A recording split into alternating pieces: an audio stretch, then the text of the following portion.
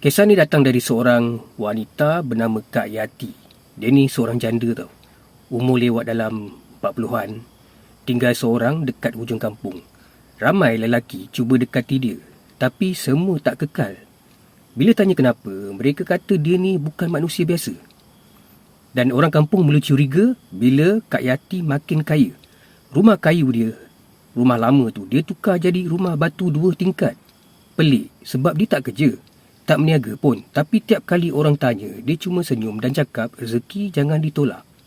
Dan satu malam, anak remaja jiran sebelah, Hana nama dia, mengendap rumah Kak Yati ni.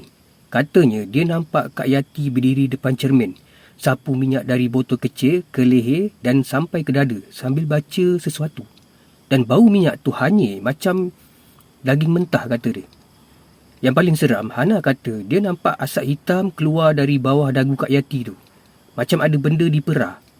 Dari mayat, katanya. Dan esoknya, seorang duda kampung yang baru rapat dengan Kak Yati ni meninggal.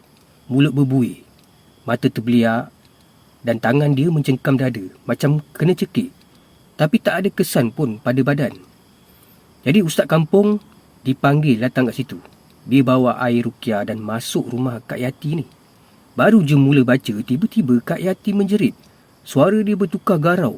Botol kecil yang dia selalu guna tu pecah sendiri atas lantai. Dan dari dalam dia tu keluar gumpalan rambut basah dan sepihan tanah kubur. Kata dia lah.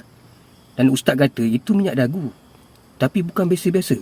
Minyak tu dibuat dari mayat anak dara yang mati tergantung. Dan mayat tu dipanaskan atas api. Dan dagunya diperah sampai keluar minyak. Itu yang digunakan untuk menundukkan sesiapa saja. Lepas kejadian tu, Kak Yati hilang. Rumah dia dibiarkan kosong. Tapi orang kampung kata, kadang-kadang malam Jumaat, bau minyak hanyir datang semula. Dan kalau kau lalu depan rumah tu, kau boleh dengar suara orang menangis sambil cakap, aku tak rela. Pulangkan dagu aku.